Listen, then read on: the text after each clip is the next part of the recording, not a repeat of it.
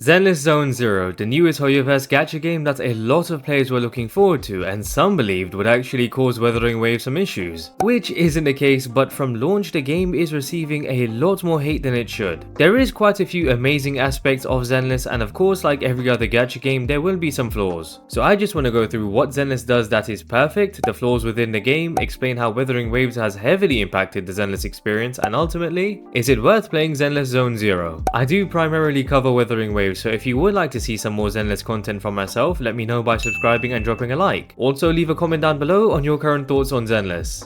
Now before I address the insane amount of hate the game has received, let me take you through some of the good stuff Zenless has to offer. Since Zenless is developed by the almighty Hoyoverse, you can expect many aspects of the game to be polished up very well. From animations to the UI and even the fluidity of the game. The story is one of the integral parts of any Hoyoverse game, and the way Zenless Zone Zero has changed the experience of viewing story is phenomenal. The more common method of having characters grouped up together and just talking has become very stale, and it makes it quite difficult to stay engaged with the story. Now, it hasn't been completely cut from the story, but it's not as often. The new comic approach of going through the story that Zenless has introduced makes it much easier to follow along, stay engaged, and just appreciate the story, as you nearly have the same amount of detail as you would from a cutscene, such as facial expressions, which play a massive role in storytelling. The voice acting is another aspect that Zenless Zone Zero has killed. Characters like Anby, Belle, Nicole, and others make the times where you are just standing there and talking even worth listening to. And you know their voice acting is amazing when a character like Anby that is meant to sound like she has no soul inside, to then sometimes drop comedy gold with her movie references. So for players that decide to skip the story, would be missing out on the insane quality the story has to offer. Fortunately, there is a feature to replay cutscenes and go through the story again, being in the video archives, allowing players to experience cutscenes as many times as they would like, just in case their finger slipped onto the skip button. So this feature is clutch, especially when trying to rewatch cutscenes like Miyabi's introduction, which is straight up god tier animation. Now the character designs are just amazing, and the 3D models are also insanely clean, which is to be expected from a Hoyoverse game. Every character has a unique style, and due to Zenless being targeted more towards a mature audience, they did not hold back with the scalers in some places for certain characters. Now what would have made it better is if they chose not to include kids in the fan service region, but that's just my opinion. Lastly, the music is unbelievably good, from in combat to cutscenes and in many other instances within the game. Wuthering Waves on HonkaiStarRail set the bar quite high that I really didn't expect the music to be as good as it is in Zenless. Nothing sounds as if it doesn't suit the theme or situation, and again, makes the story especially much more enjoyable, being accompanied by amazing music. Now, as I mentioned earlier, every gacha game will have its flaws, and unfortunately for Zenless, Wuthering Waves kinda makes them seem a lot more worse than they are. Zenless Zone Zero was marketed to be a combat-focused game, with in-depth combat mechanics and styles to take down enemies, just like Wuthering Waves. In my opinion, Wuthering Waves delivered on their statement, as the combat in Wuthering Waves is truly amazing. You are severely punished for going in blind and taking too many hits, parries and dodging feels amazing and rewarding, and most importantly, you have the ability to jump.